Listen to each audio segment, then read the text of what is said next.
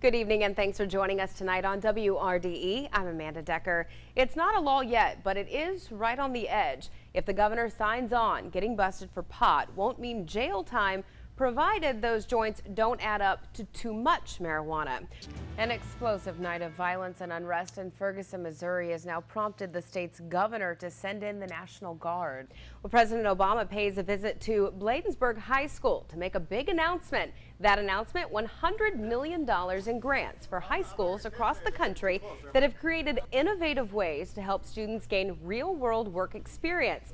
Meanwhile, another massive music festival is coming to Delmarva. This time to Worcester County. America's coolest small town, Berlin, will feature a great lineup at the Soundwave Music Festival.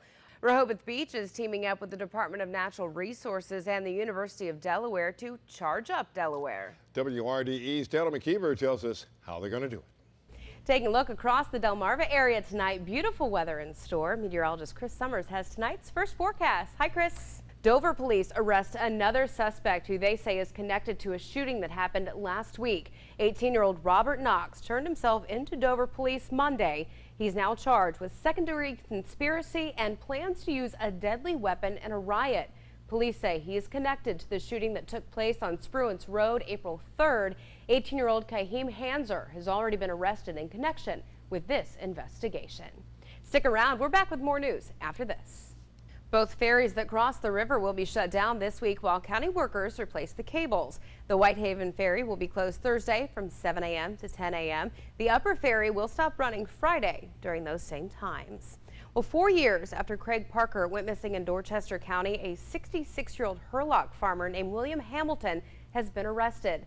Authorities say they believe he had a hand in Craig Parker's disappearance. The last time anyone heard from this man was August 27, 2009. Investigators aren't saying whether he was living on Hamilton's property, though, when he disappeared. It's amazing that they even had a cell phone. That's the first thing, yeah. How'd they get a cell phone? That, and they weren't checked on for 60 days. Yeah, they must have a lot of prisoners. Let's not check on the weather for 60 days. How about that? No, you can't have that much time off. I was trying. I always try. Take it away. Yeah. On Tuesday, the conclave, or secret election to select the next pope, will take place. Here's a look inside at how the entire process actually works. 115 cardinals will enter the Sistine Chapel. Only cardinals under 80 can vote for the next pope.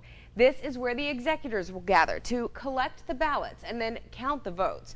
Paper ballots are passed out to each cardinal, who then writes the name of their chosen candidate on this form. But cardinals cannot vote for themselves. The ballots are then folded up, and each cardinal in order of seniority will walk to an altar to place his folded ballot into a chalice.